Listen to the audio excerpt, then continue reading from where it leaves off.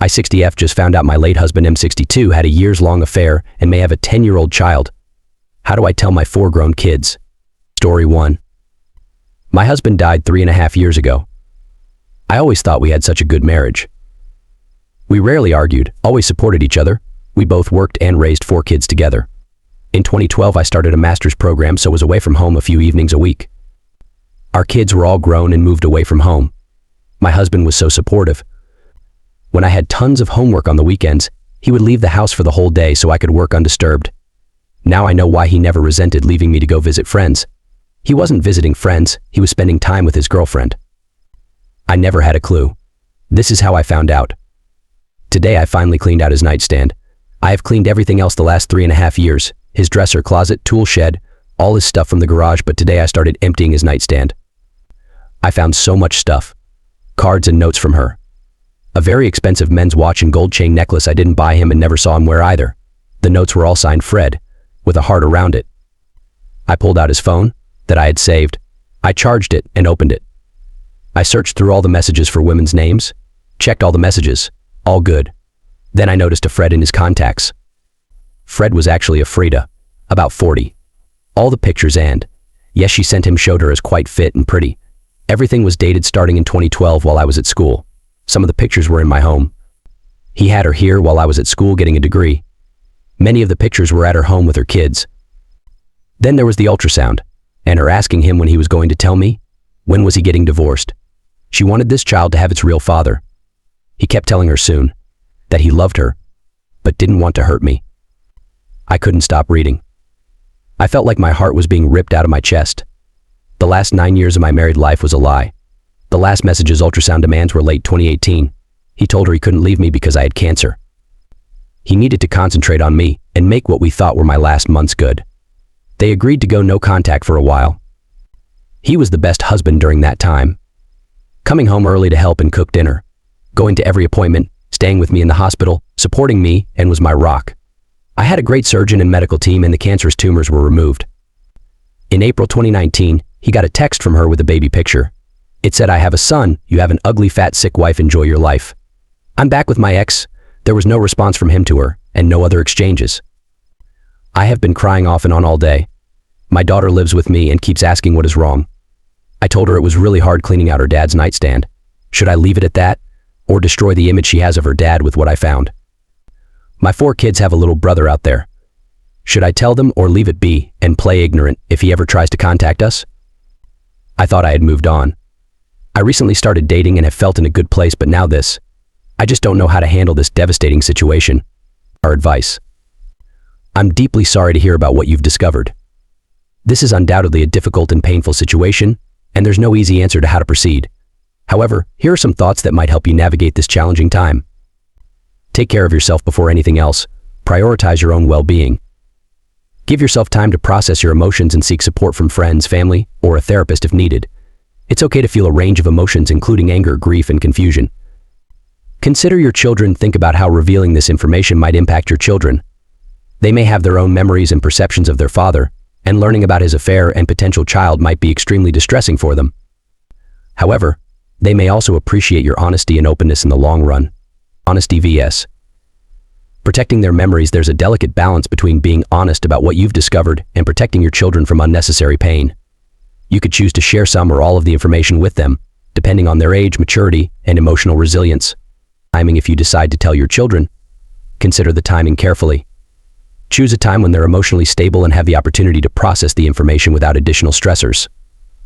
Prepare for reactions. Understand that your children may react differently to the news.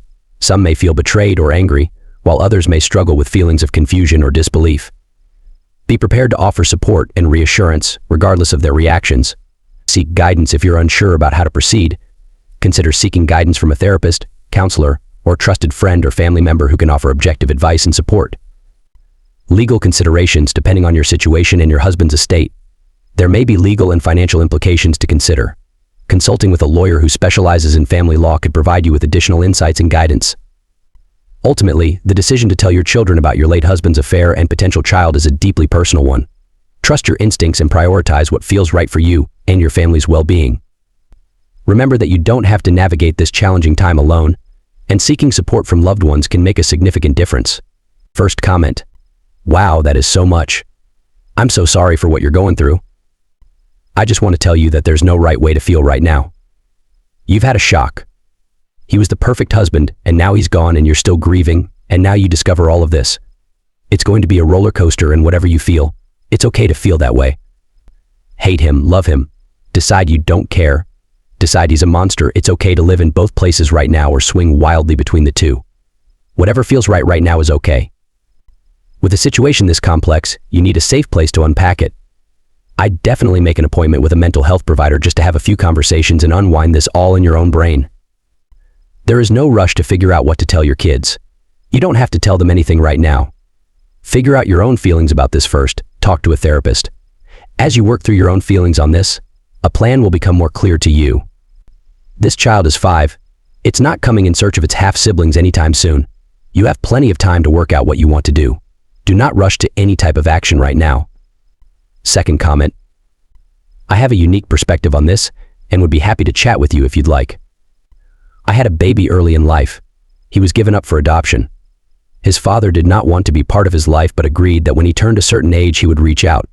Unfortunately, he didn't. Some kids, not all, some really want to know who their siblings are. My son has struggled with his father's decision. The other thing to understand is technology, the way that it is today. If one of your children or their grandchildren choose to take a DNA test through a site like Ancestry.com, they are going to discover that they have this brother. There may benefit in you being able to control the narrative on this. I can imagine what you're going through. Story 2. Last night, my husband 37M and I 34F got into a big argument that started over a small misunderstanding. While I was cleaning up our twins after dinner, one of them had an accident, and I asked my husband to help clean them up. He seemed frustrated and asked me what I wanted him to do since he was also watching nachos in the oven. I told him to clean our son up, which he did. Later, when I came out of the nursery, I thanked him, but he said I had a mean face while asking him for help. I didn't mean to make a face, I was just overwhelmed with everything. When I tried to explain this to him, he seemed dismissive and sarcastic, which triggered some past feelings of being manipulated in me. As the argument escalated, I tried to explain my perspective, but he didn't seem to understand or validate my feelings. He insisted that his apology was sincere and that I was making things worse. This isn't the first time we've had communication issues like this, where I feel like he doesn't see my point of view or validate my feelings. I feel like there might be something deeper going on with him, but he won't open up about it. Despite my efforts to show him appreciation for being a great dad, he seems to think I see him as a bad father. I want to mend things between us, but I'm not sure how to approach him when he's not willing to talk about what's really bothering him. Any suggestions on how to handle this situation and repair our relationship? Our advice: clear the air, schedule a time to calmly discuss the argument without distractions. Focus on understanding each other's perspectives. Listen actively, practice active listening to understand each other's feelings and concerns. Avoid interrupting or becoming defensive. Validate feelings, acknowledge each other's emotions, even if you don't agree. Validating feelings fosters empathy and connection. Seek solutions, work together to find solutions and compromise. Focus on moving forward positively. Consider counseling if communication remains challenging. Consider seeking professional help to navigate issues together. First comment. If this is a recurring theme with you two, then get some couples counseling. Your husband was busy making food. There was no emergency. I don't know why you needed help in that moment, to be honest. Then you got snotty with him and you think he needs to apologize to you because you were so overwhelmed? And now he's not apologizing, right? And every attempt he makes to de-escalate the situation is met with you ramping it up further. Come on, lady. You seem more interested in winning than conflict resolution. Second comment. I don't understand is how everyone is glossing over the fact that she made a mean face. BC, he was standing there doing nothing when he had a kid to clean up. He's then had a hissy fit over her doing that, done the thing anyway, then been antagonistic when she thanked him for doing so. He also said he didn't roll his eyes at her, which is a flag for gaslighting. I agree. This requires better communication and therapy. But I don't see how she's the one in the wrong, and he was the aggressor in this entire thing. She's writing this like she shoulders all the blame for his reactions when he could just be a decent person and take care of his kid without having to be asked like 3 times. I don't think you did anything wrong here. He told you it was all a joke and it clearly wasn't. This all does ring of manipulation, and you have a right to be worried about it. He needs to do better.